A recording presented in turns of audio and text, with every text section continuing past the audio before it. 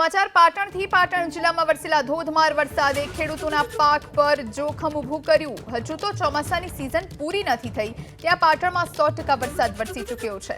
પાટણના શંખેશ્વર તાલુકામાં અત્યાર સુધીનો સિઝનનો 20 ઇંચથી વધુ વરસાદ વરસ્યો છે।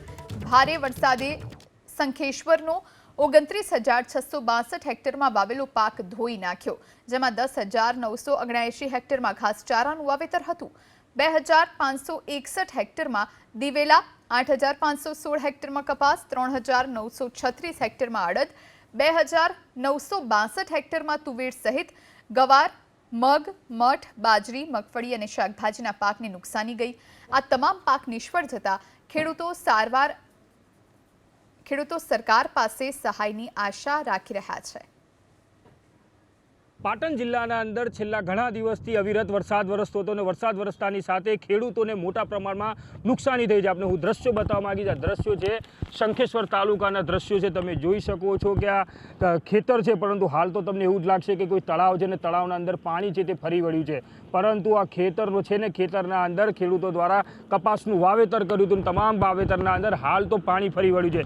ખેડૂતે પેટે ભાંટા બાંધીને મોંઘા ખર્ચા કરીને વાવેતર કર્યું હતું, પરંતુ જે આફતરૂપી જે વરસાદ વરસ્યો હતો અને વરસાદ વરસતાની સાથે તમામ પાક છે તે નિષ્ફળ ગયો હતો।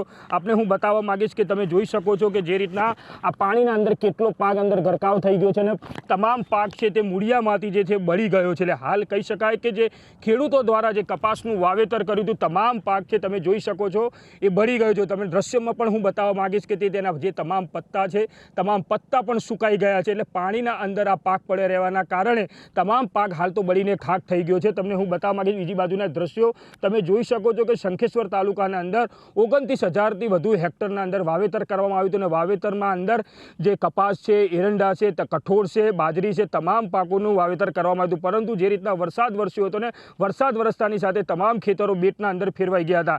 હાલ તો ખેડૂતો એક જ માંગ કરી રહ્યા છે સરકાર સમક્ષ કે જે આ જમીન ખેડૂતોની જે જમીન છે તેનો વ્યવસ્થિત રીતે સર્વે કરવામાં આવે। સર્વે કર્યા બાદ તમામ ખેડૂતોને જે નુકસાન થયું છે તેનો જે નુકસાની આપવામાં આવે તેવી હાલ તો ખેડૂતો માંગ કરી રહ્યા છે। વરસાદ પછી અમારા ગામમાં એટલો બધો વરસાદ પડ્યો છે કે દરિયા જેવા ખેતરો ભરી ગયા છે। પાક સંપૂર્ણ નિષ્ફળ છે। સરકાર લગતે એટલી માગ છે કે સર્વે કરીને અમને ખેડૂતોને સહાય આપે, વહેલા સહાય આપે તેવી માગ છે। શું વાવેતર કર્યું? કપાસ, તુવેર, જાર, કઠોળનું વાવેતર હતું। હાલ સંપૂર્ણ પાક નિષ્ફળ છે। તો એવી વિકટ પરિસ્થિતિ થઈ છે કે હવે અમે ખેતી જ કેવી રીતે કરી શકશું। જો જેટલી સહાય સર્વે કરી ખરેખર આપવા જોગ છે એ આપે તો સારું, ન કે જેવી ભગવાનની મરજી।